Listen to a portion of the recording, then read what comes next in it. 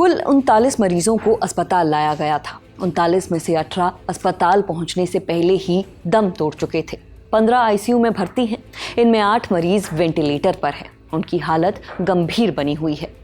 ये तमाम जानकारी मैक्स हॉस्पिटल साकेत की तरफ से जारी की गई है। दिल्ली के मालवीय नगर में 3 जून को सुबह फ्लरिश स्टे नाम के होटल में आग लगने के बाद अब तक 21 लोगों की मरने की खबर है। मरने वालों में ज्यादातर विदेशी नागरिक हैं जो सेंट्रल एशिया और अफ्रीकी देशों से हैं। आग लगने के बाद लोगों को पास ही स्थित मैक्स हॉस्पिटल के इमरजेंसी वार्ड में लाया गया। अब इस पूरी घटना पर मैक्स हॉस्पिटल की तरफ से भी स्टेटमेंट जारी की गई है। स्टेटमेंट में बताया गया कि आग लगने की घटना के बाद मैक्स हॉस्पिटल साकेत के इमरजेंसी विभाग में 39 मरीजों को लाया गया था। अस्पताल पहुंचते ही सभी मरीजों की तुरंत जांच की गई और डॉक्टरों की अलग अलग टीमों ने तय इमरजेंसी प्रक्रिया के तहत उनका इलाज शुरू किया। मरीजों में दम घुटने, हल्की जलने की चोटें और फ्रैक्चर जैसी समस्याएं थी। 39 मरीजों में से 18 की जान जा चुकी थी। 15 मरीज आईसीयू में भर्ती है। वहीं 5 मरीजों को मामूली चोटों के बाद प्राथमिक इलाज देकर छुट्टी दे दी गई।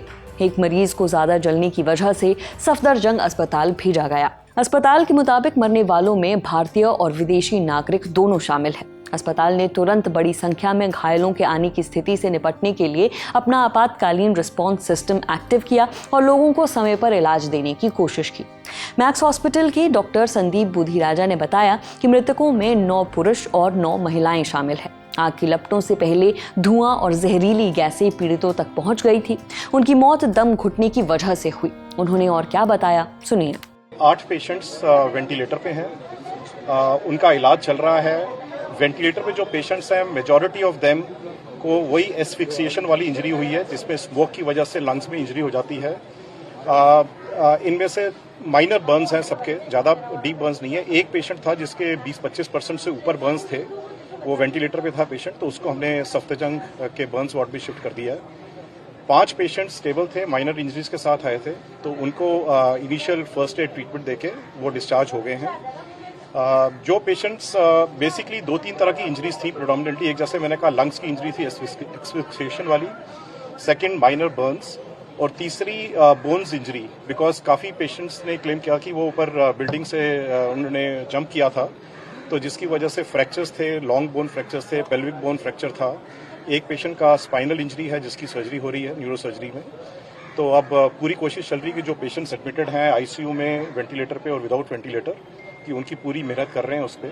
इंडिया टुडे की रिपोर्ट के मुताबिक बचाव अभियान के दौरान धुएं की चपेट में आने से दिल्ली पुलिस के 10 जवानों को भी चोटें पहुंची हैं। उन्हें एम्स ट्रॉमा सेंटर में भर्ती कराया गया है। इनमें 5 हेड कांस्टेबल हैं और 5 कांस्टेबल हैं।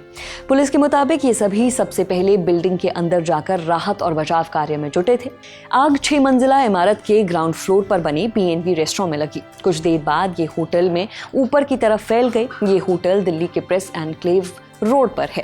यहीं पर मैक्स हॉस्पिटल और एम्स भी है। बताया जा रहा है कि इन अस्पतालों में इलाज कराने आने वालों के परिजन भी इस होटल में रुका करते थे।